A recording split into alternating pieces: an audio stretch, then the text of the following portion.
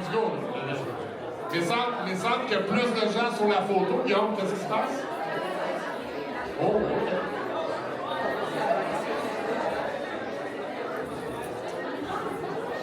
Le premier certificat.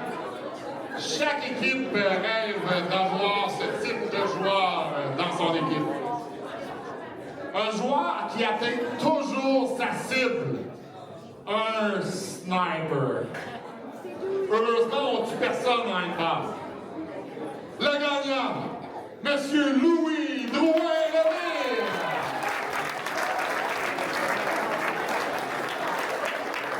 Avec un sniper, il nous faut tout le temps quelqu'un pour le suivre.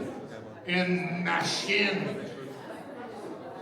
Quelqu'un qui va y aller à la guerre avec lui. Le gagnant, la machine, Xavier Michaud.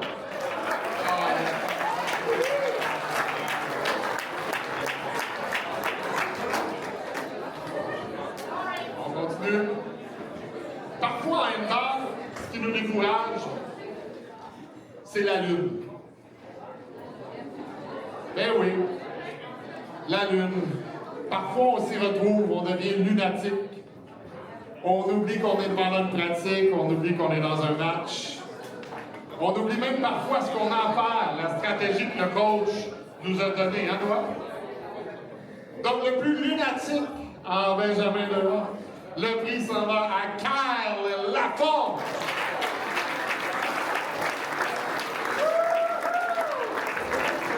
Après, le sniper, la machine, le lunatique, pardon.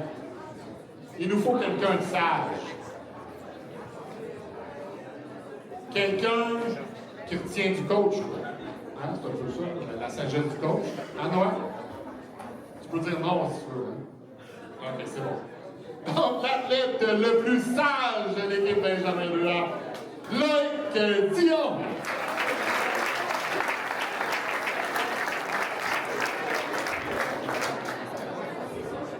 Après la sagesse vient la tactique.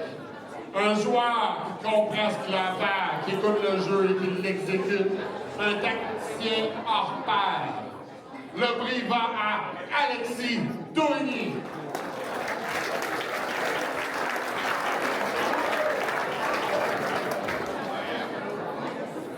Le lundi matin, quand je reviens de cette longue fin de semaine à laquelle vous avez participé, parce qu'il y a eu un match de handball à Lévis, Québec, Montréal, je me permets d'aller voir Guillaume, Mimi et Stéphane dans leur bureau, puis il y a toujours un élève qui raconte sa fin de semaine. C'est très anecdotique. Puis des fois, Guillaume me regarde d'un œil et il dit « C'est pas tout à fait ça. » Mais c'est pas grave, ils ont du plaisir, ils se rappellent de ce qu'ils ont fait, puis je pense que c'est ça qui est important. Donc, l'athlète le plus anecdotique, Monsieur Anecdote, Élie Sauvé.